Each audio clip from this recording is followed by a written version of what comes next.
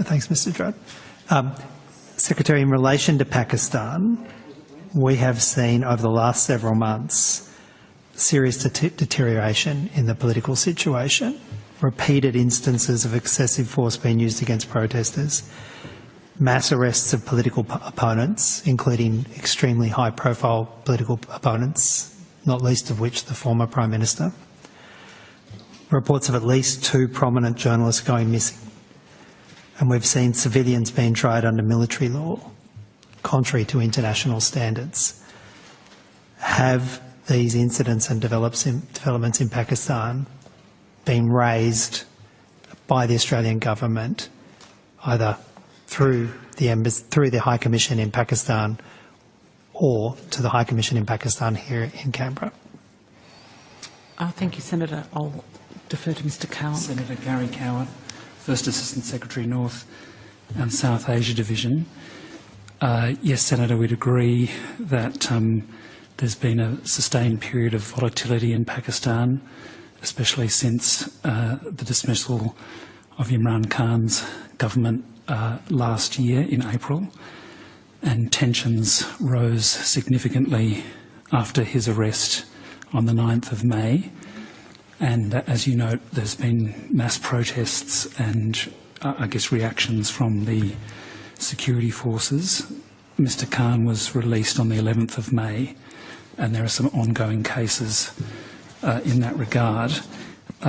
We've been closely monitoring the situation, including for consular and security implications for Australians in Pakistan.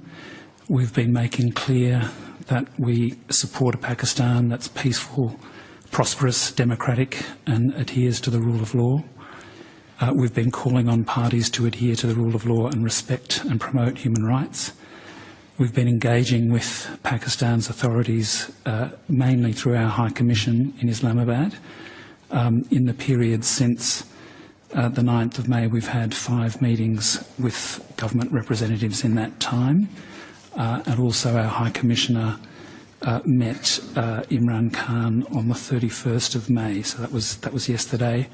We've registered our interest in the case and in broader events and their handling. And I appreciate that, Ms. Cowan, particularly the meeting yesterday.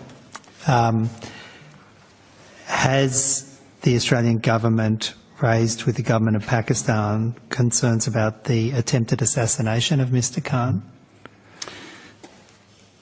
Senator, I don't have information specifically on those, the words you've put there, but we have certainly raised the general issues I've mentioned. We've particularly also pointed to the case of Mr. Imran Khan. We've signalled that interest by calling on different elements of, members of the government, both state and central, and also through the meeting with Imran Khan himself. I should say that, we have, very regularly raised human rights issues across the board with Pakistan, whether that's here through their High Commission, through our High Commission in Islamabad, and also through our regular senior officials talks, which I took part in earlier this year. Has the government considered using targeted Magnitsky sanctions against individuals within the Pakistani government who are perpetrating these violations of human rights and gross breaches of international law? Senator, as I think you've heard from other colleagues earlier today, we don't kind of comment on sanctions actions that may or may not be in contemplation ahead of time.